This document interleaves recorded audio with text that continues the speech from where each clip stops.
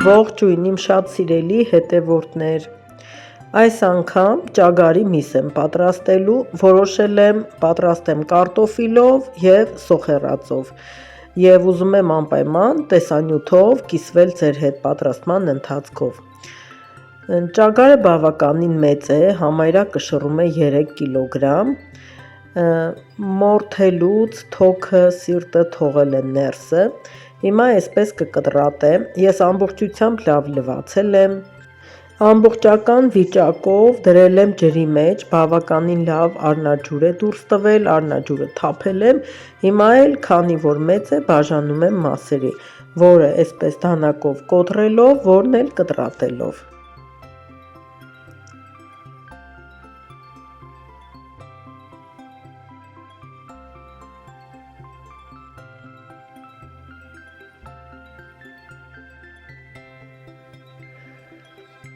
Մի հատ էլ այսպես կտրատած վիճակով եմ լվանում,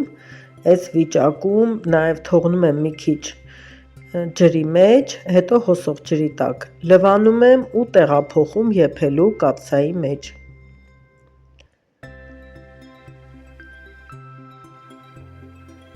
Քանի որ եփելու եմ, հենց միանգամից ծորակից տաք ջուրն եմ բացել, ավելացնում եմ տաք ջուրը, իրենից 1 մատ բարձր պետք է լինի ջուրը, որպեսզի դնենք եռա, միսը ինքն մի քիչ կփքվի, կարողանանք հավաքել քափը, երեսի փրփուրը, քափը փրփուրը հավաքելուց հետո կափարիչով ծածկում եմ և թողնում եմ 1-ից 1.5 ժամ եփվի, այնքան եփվի, մինչև հալվի, միսը ոսկորից առանձնանա։ Եռալուց հետո միսը նորից չափերով կփոքրանա և ջուրը բավական կլինի միսը ծածկելու համար։ Ահա սիրելիներս բավականին լավ եփված է, բայց իմ ուզած աստիճանը չի, հիմա այսքանին 1 ճաշի գթալ աղ եմ ավելացնում և թողնում եմ նորից եփվի։ Տապակի մեջ յուղ եմ լցրել, հիմա պետք է սոխեռաց պատրաստեմ, յուղը հալվելուց հետո ավելացնելու եմ կտրատած սոխը, ես նախընտրել եմ կտրատել այս կտորներով, դուք ինչպես կցանկանաք այդպես կտրատեք։ Սկզբից կափարիչը փակ թողնում ենք սոխը եփվում է, հետո կափարիչը բացում ենք և անընդհատ խառնելով թողնում ենք մի քիչ ոսկեգույնի սոխը, համեմունքներից ավելացնում եմ սև պղպեղը և կարմիր պղպեղը, մի լավ խառնում եմ, հետո ավելացնում տոմատի մածուկ, իմ պատրաստած տոմատի մածուկն է, հղումը կտեղադրեմ տեսանյութի ներքևում, միգուցե շատերին հետաքրքրի։ 5-6 գթալ լցնում ենք սոխի վրա և պետք է այն մի քիչ տապակենք, որպեսզի սոխեռածը ունենա լավ կարմիր գույն։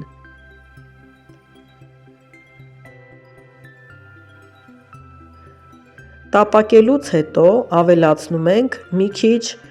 ճագարի արգանակից, որպեսզի ստացվի սոուսանման։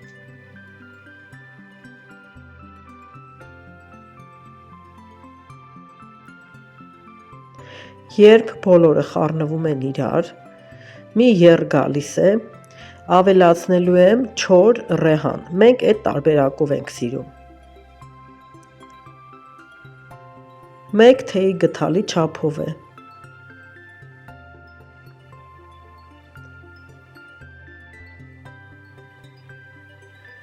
Ահա սոխեռածն արդեն պատրաստ է, սիրելիներս պետք է միսը տեղափոխեմ սոխեռածի մեջ, ապա տեսեք ամբողջ ջուրը գոլորշիացել է, ճագարի միսը շատ լավ եփվել է, ոսկորից արդեն առանձնանում է, ահա տեսեք, նույնիսկ գթալի հպումից այն քանդվում է, իսկ արգանակը կարծես խաշ լինի, այնքան է հալվել միսը, որ արգանակը բավականին պնդացել էր։ Այստեղ ավելացրել եմ այդ ճագարի թոքը կտրատած, շատ չեմ եփել, թոքը մի քիչ շուտ եմ հանել, որպեսզի չլխկվի և ճագարի մսի կտորները տեղափոխում եմ սոխեռածի մեջ։ Այստեղ պետք է մի 5 րոպե եռացնենք խառնելով, որ ամբողջ միսը պատվի սոխեռածով։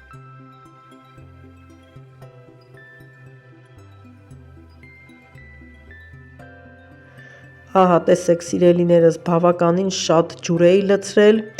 եւ հիմա տեսեք ինչքան է մնացել։ Մսի եփվածության աստիճանը երևում է արգանակի խտությունից։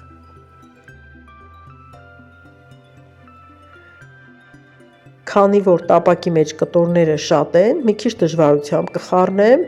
տակու վրա կանեմ, որ լավ խառնվի եւ վերջում ավելացնում եմ կտրատած խաշած կարտոֆիլ։ Հիմա կասեք ամբողջ ճագարի միսը հենց այդպես մնար, ավելի համեղ կլիներ, բայց սիրելիներս այս տարբերակով չեք պատկերացնի, թե ինչքան համեղ է։ Առաջարկում եմ ձեզ, դուք էլ այսպես տապակեք։ Մարդիկ կլինեն, ովքեր իրենց տանը կունենան հենց ճագարներ իրենց համար եւ կարող են նաեւ փորձել այս տարբերակով։ Ուրեմն կարտոֆիլը պետք է շատ չեփենք, որպեսզի խառնելուց այն չլխկվի, բայց քանի որ կարտոֆիլ է պարունակում, ինքը մի տեսակ օսլայանման զանգված է իրենից առաջացնում եւ խառնվում է սոխեռածին ու մսի կտորները լինում են շատ համեղ եւ պատված հենց այդ խառնուրդով։ Սիրելիներս, ես չեմ պարտադրում, առաջարկում եմ, կարող եք փորձեք պատրաստել։ Սիրելիներս, ովքեր մեր տանը կերան այս ճագարի մսից, շատ հավանեցին, շեշտեցին եւ ռեհանի համն է շատ նուրբ զգացվում եւ կարտոֆիլով տարբերակներ հետաքրքիր առաջին անգամ էին տեսնում եւ համեմի բույրը համը նույնպես տարածվել էր եւ մսին եւ կարտոֆիլին, հետո խտությունը շատ հավանեցին, կարտոֆիլի այդ օսլան, որ խտացրել էր ընդհանուր սոխեռածը։ Սիրելիներս, ձեր հետ կիսվեցի իմ պատրաստման տարբերակով,